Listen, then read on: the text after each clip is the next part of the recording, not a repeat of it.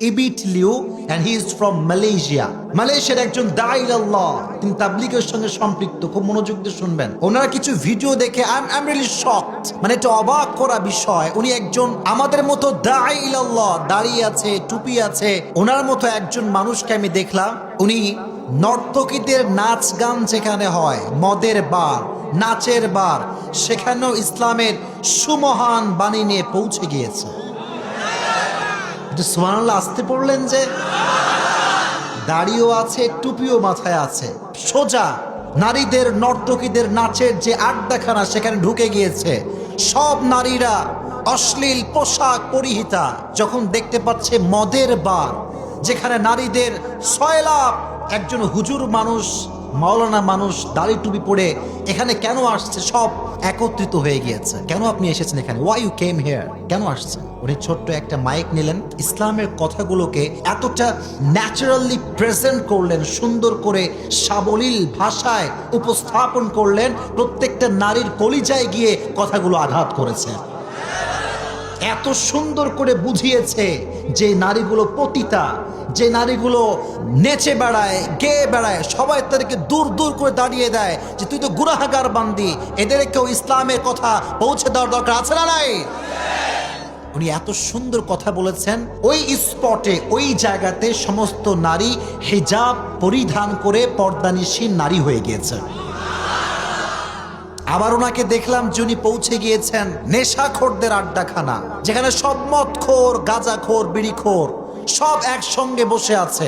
আমি অবাক হলাম তাদের চুলগুলোর যে অবস্থা, আপনারা দেখলে অবাক হয়ে যাবেন।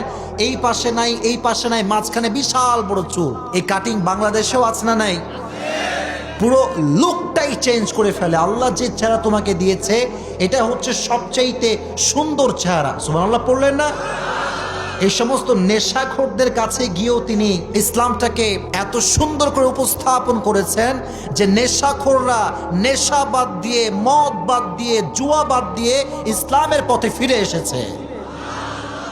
মাশাআল্লাহ। এই জন্য আমরা তো বলি ভাই, পৃথিবীর যেই প্রান্তে হোক ইসলামের কথাগুলো পৌঁছে দেওয়ার যে দরকার, এটা আছে না নাই?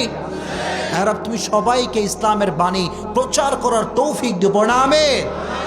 সবার কাছে পৌঁছে দিবেন। ইসলাম কখনো কারো মাঝে বিভেদ করে না।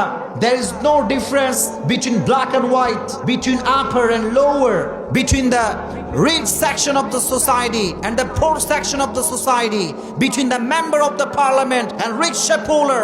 Everyone is equal, completely equal, 100% equal. There is no difference between them in the day of judgment. ঠিক কিনা বলেন? ইসলামে সাদা কালোর পার্থক্য নাই, ধনী গরিবের পার্থক্য নাই। আল্লাহর কাছে কিয়ামতের কঠিন ময়দানে প্রধানমন্ত্রী এবং রিকশা চালকের কোনো পার্থক্য আল্লাহর কাছে নাই। ইন্না আকরামাকুম ইনদাল্লাহি আতকাকুম। সেদিন সবচেয়ে দামি ব্যক্তি হবে সেই ব্যক্তি যাদের হৃদয়ে ভয় আছে একজনের, তিনি কে? যাদের হৃদয়ে আছে আল্লাহর ভয়, তারা কভু পথ ভুলে যায় না। পড়েন, আল্লাহর প্রেম ছাড়া এই দুনিয়ায় কারো কাছে কোনো কিছু চায় না। ঠিক কিনা?